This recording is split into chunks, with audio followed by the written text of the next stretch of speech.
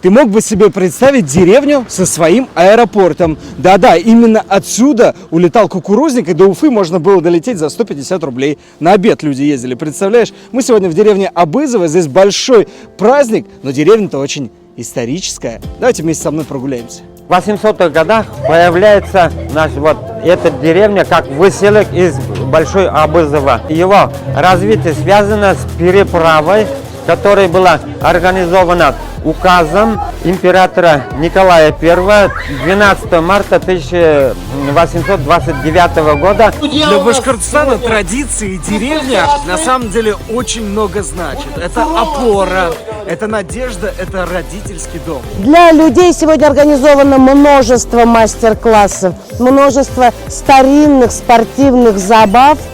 Тут еще и канат перетягивают, смотрите. Давай, давай, пацаны! Давай!